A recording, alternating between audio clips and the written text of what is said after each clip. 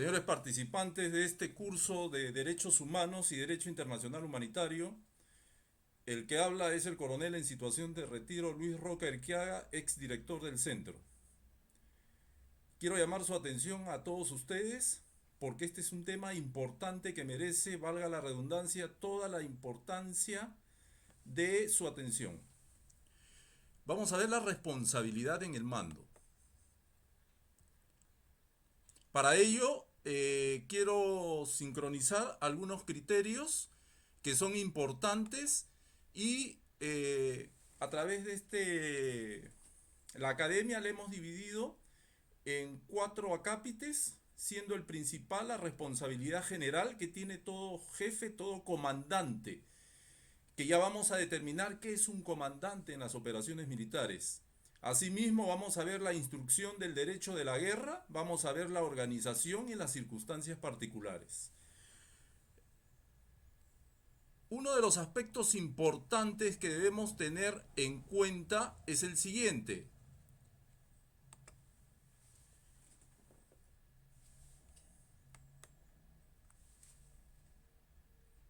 Los derechos humanos y el derecho internacional humanitario son dos ramas distintas, pero que tienen orígenes distintos, pero que apuntan a una misma vertiente. Y aunque tienen orígenes distintos, hoy se encuentran íntimamente relacionados, íntimamente vinculados. Y es que el derecho internacional humanitario se acentúa en el principio humanitario, toda vez que bajo la base de este se erige el respeto a la dignidad del ser humano y se reconocen los derechos que le asisten en el marco de respeto a los derechos humanos y al derecho internacional humanitario.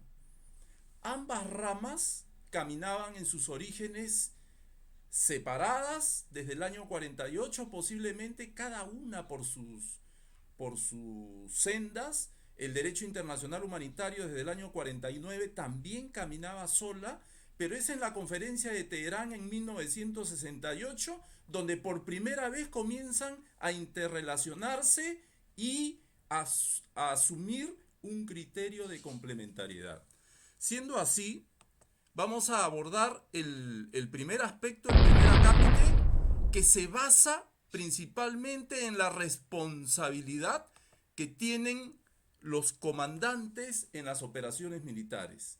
¿Y qué es lo que quiero simplificar en este aspecto? Una definición.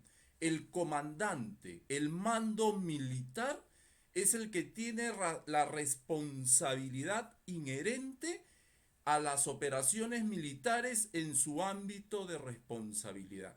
¿Quién es un comandante? El comandante es el oficial, el técnico suboficial, en el caso de la pirámide jerárquica, por ejemplo, el que ostenta las relaciones y decisiones estratégicas, que son los más altos grados, hasta el suboficial, que ejerce comando sobre 4 soldados. Este, esta relación de autoridad genera obligaciones y deben estar contrastadas con el derecho. Vamos a empezar dando algunos alcances, este, alguna introducción importante, por ejemplo, las célebres masacres de Sabra y Chatila. Y me permito leer esta diapositiva solo en esta para que ustedes puedan sincronizarse y saber de qué estamos hablando. La responsabilidad del mando. Ocurrió del 16 al 18 de septiembre, dice. Esto sucedió en Israel, en Beirut. Soldados israelíes bajo el mando de Sharon.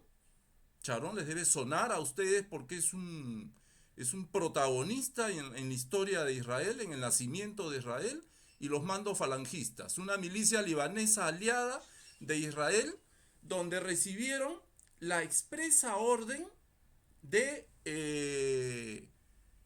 por el por el general para acabar con todo ser viviente en los campos de prisión, en los campos de refugiados.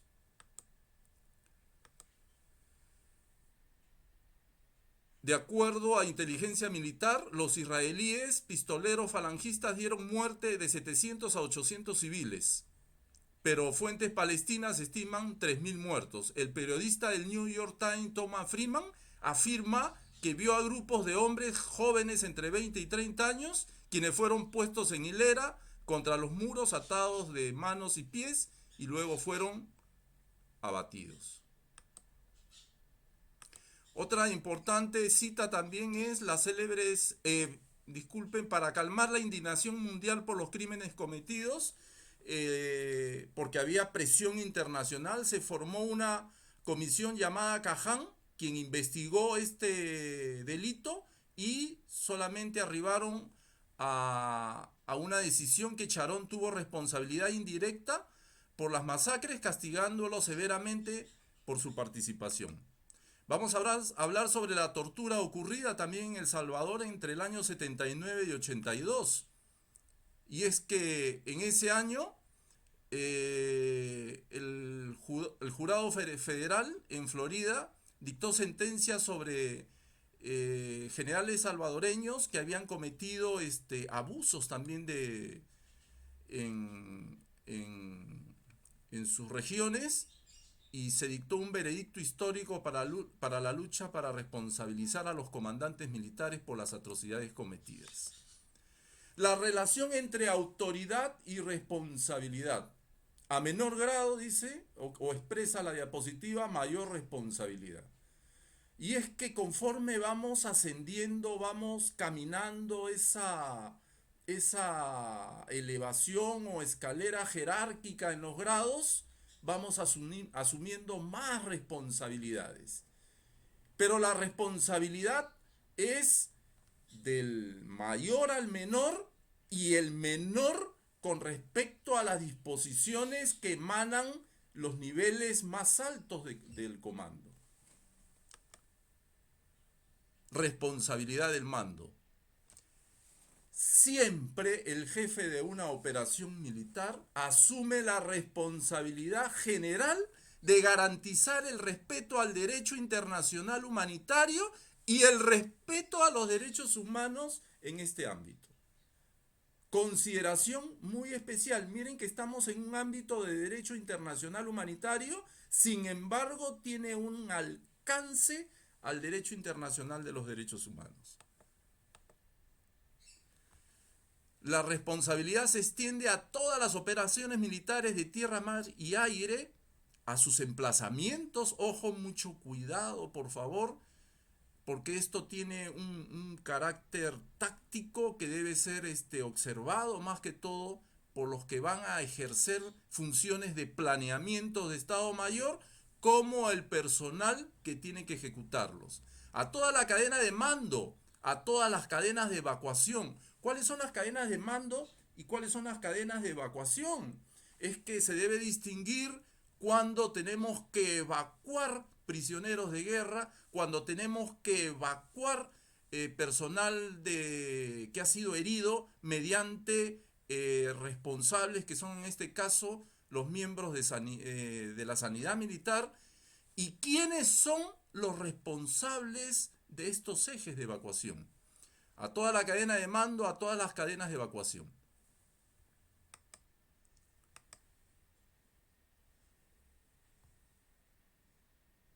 El responsable del mando siempre estará dispuesto a afrontar circunstancias particulares. Para eso es preocupación siempre del jefe instruir o crear mecanismos de capacitación en todos los niveles, y que estos no son iguales, porque lo que tiene que conocer un soldado, lo que tienen que conocer los niveles bajos o subalternos con respecto a los estados mayores es distinto.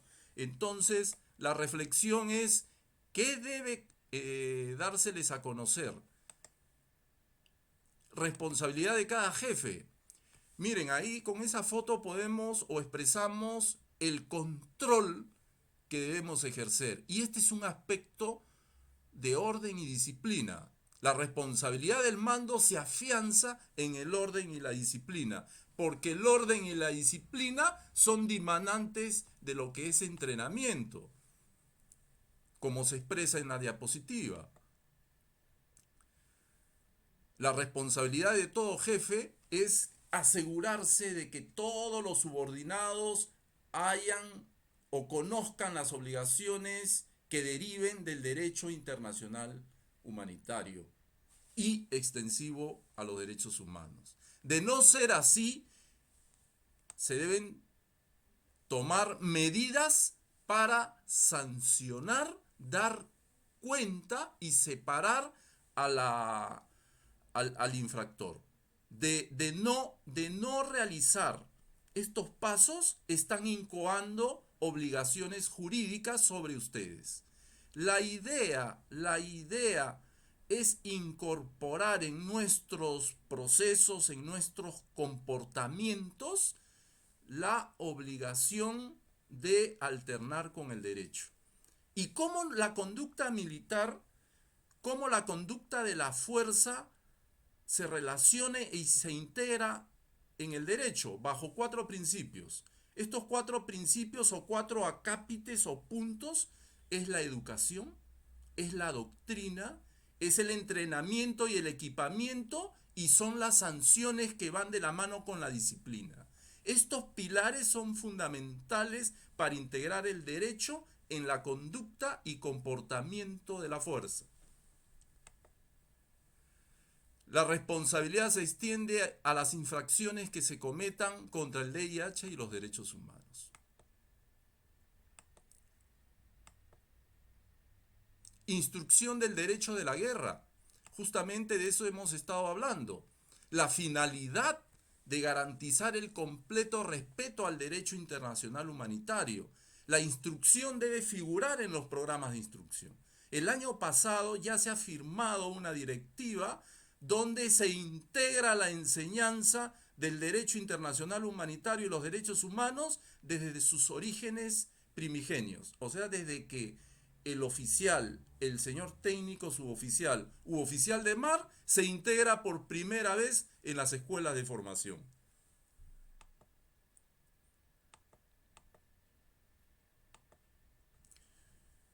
Normalmente el instructor, particularmente en la fuerza terrestre, es el instructor normal, valga la redundancia, de las tropas, de las unidades bajo su mando. Los miembros de Estado Mayor deben capacitarse, deben estar relacionados, deben conculcar en sí un comportamiento al margen del respeto como conducta del derecho internacional humanitario y derecho internacional de los derechos humanos en los procesos de toma de decisiones. En las escuelas de guerra estoy seguro que se está impartiendo esta instrucción. Yo he estado dando instrucción en la escuela de guerra del ejército. Tengo la oportunidad de participar como invitado, como instructor en la escuela de guerra de Brasil ya varios años, y poco a poco se ha llegado a avanzar bastante en estos mecanismos de confianza para poder integrar el derecho en las conductas y decisiones de la fuerza. Los estados mayores, dice, darán prioridad a la acción conjunta de armas. ¿A qué se refiere este acápite? Se refiere principalmente que se debe dar atención a la acción de fuerzas conjuntas, particularmente a lo relacionado al empleo de lo que significa la infantería, los blindados, la artillería, las armas antitanque y marina, las armas de marina. Quiero participarles también que no se olviden que tenemos un manual de Frédéric Moulinet que detalla técnicamente paso a paso las responsabilidades, la responsabilidad del mando, que está acompasado con el manual de normas internacionales que rigen las operaciones militares. Yo los invito, los convoco a leer estas dos referencias. De lo contrario, es posible que tengan limitaciones para poder entender o integrar, conceptualizar bien lo que estamos viendo.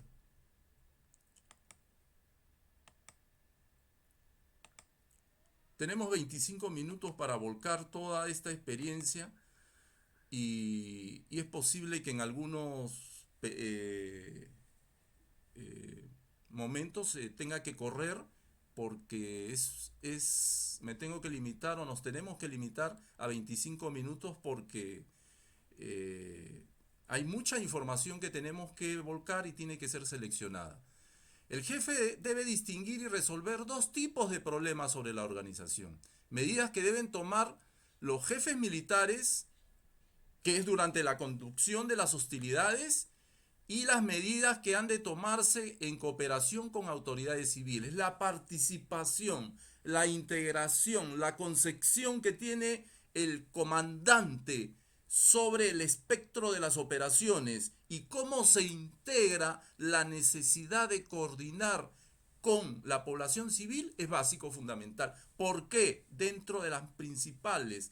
Porque tenemos que integrarnos, coordinar y tomar contacto con las autoridades que tienen contacto, valga la redundancia, o bajo su cargo, algunos bienes que gozan de protección. Y allí para hablar rápidamente del principio de necesidad militar. Este principio de necesidad que lo vamos a desarrollar más adelante, que tiene que evaluar la necesidad militar sobre la protección de algunos bienes civiles que gozan de protección y que cesa su protección por necesidad imperiosa durante las operaciones. Eso tiene que quedar claro en ustedes y tienen que leerlo en las referencias particularmente del manual de normas internacionales que rigen las operaciones militares. El abastecimiento y la evacuación, hemos hablado bastante ya creo del tema. Tenemos que abordar también las zonas de retaguardia. Las zonas de retaguardia para el derecho internacional humanitario no tiene una significación táctica rígida. Sin embargo, las zonas de retaguardia, los comandantes, los que planean las operaciones militares, tienen que definirla claramente para poder aplicar los criterios del derecho internacional humanitario que van de la mano con el derecho operacional. Por eso la presencia de los asesores jurídicos operacionales hoy en día para la fuerza y durante el proceso de toma de decisiones es fundamental. Distinguir también los campamentos de prisioneros de guerra y hospitales distantes de objetivos militares. Al momento de planificar nuestras áreas de servicio, la circunscripción en el terreno, tenemos que tener muchos criterios, señores.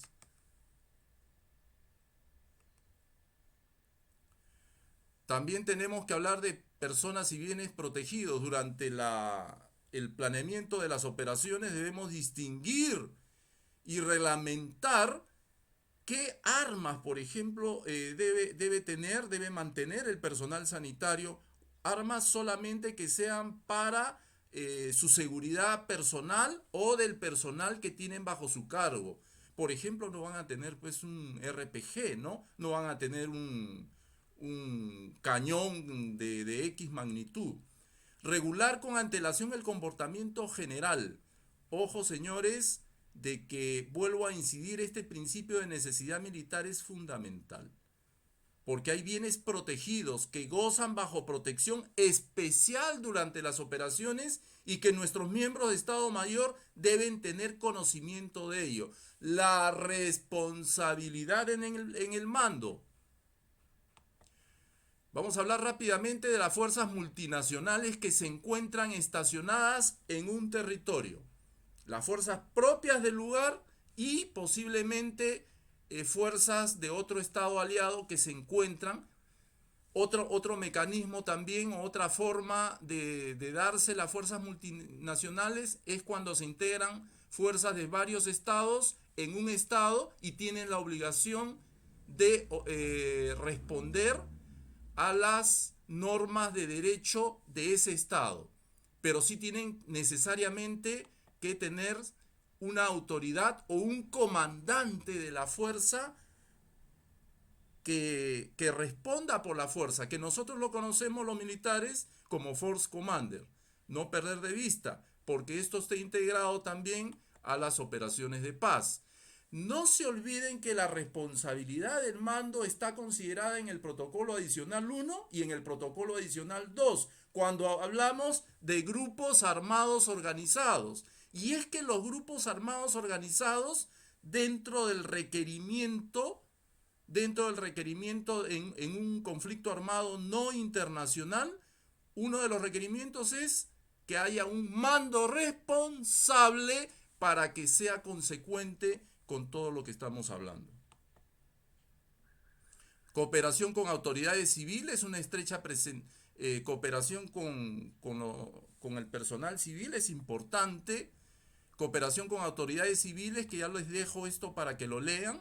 Tenemos circunstancias particulares para la búsqueda de información, distinción entre combatientes y no combatientes, abastecimiento.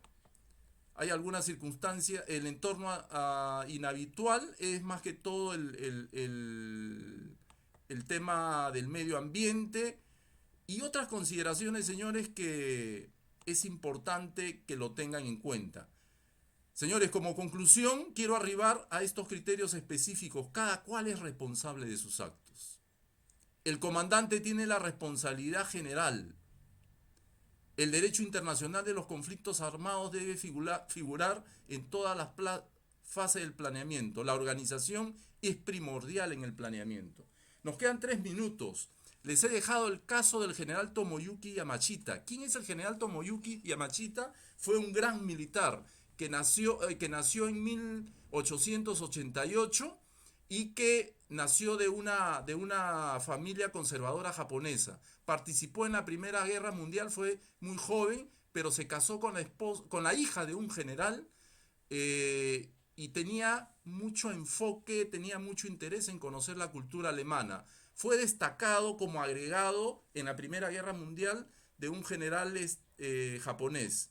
En la Segunda Guerra Mundial, este general, que fue un ícono táctico en las operaciones terrestres, fue llamado por el emperador para tomar un punto de vista sobre las operaciones, sobre la Segunda Guerra Mundial, sobre ser parte de la Triple Entente. Cuando hablamos de la Triple Entente sabemos que estamos hablando de Alemania, estamos hablando de Japón y estamos hablando de Italia. Bueno, no se confirmó, él no confirmó su punto de vista de que era bueno participar en la Segunda Guerra Mundial. Fue destacado a una unidad administrativa, próximamente fue llamado y tuvo que acudir a Alemania para reunirse con Adolfo Hitler, Benito Mussolini por Italia y él representando a Japón. Bueno, en 1942 participó en la invasión a Malasia y Singapur, donde fue el máximo exponente, donde le dio una lección humillante a Gran Bretaña, a los ingleses, y tomó como prisioneros a 2 generales, uno de ellos el general Percival. Asimismo participó en la crítica, en la defensa de las Filipinas, y donde hubieron muchos comentarios sobre la defensa de Manila. ¿Por qué la defensa de Manila? Porque en la defensa de Manila él toma la determinación de considerar Manila una ciudad abierta para proteger el casco histórico y se replegó a la jungla. Hubieron generales o almirantes que no cumplieron tal orden y eso fue producto de que fuera criticado y no enrolara, sino fuera considerado en la lista de criminales de guerra. Asimismo, cabe mencionar que cuando ocupó Indonesia, hizo fusilar a uno de sus comandantes japoneses porque habían asesinado a todos los integrantes del hospital de Alessandra. Dentro de ellos estaba médicos ingleses, prisioneros de guerra, enfermeras inglesas. Este es un tema que tienen que analizarlo ustedes. Él cumplió, corrigió, sancionó bajo las normas japonesas drásticas a un comandante, pero al final el tribunal de Nuremberg, el 2 de septiembre, cuando él se rinde en la defensa de Manila,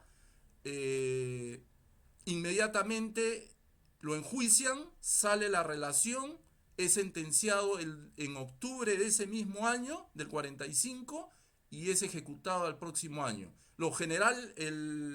las normas jurídicas le determinaron que tenía responsabilidad indirecta. Sin embargo, Douglas MacArthur, por el celo militar, porque le había la defensa que estaba prevista para una cantidad de días, posiblemente se alargó por la sapiencia táctica de este general japonés y esto indignó al general, lo que hizo variar el veredicto y fue ejecutado. Señores, hemos culminado esta academia de responsabilidad del mando. Espero haber satisfecho sus expectativas que deben ser complementadas con las lecturas que les he mandado.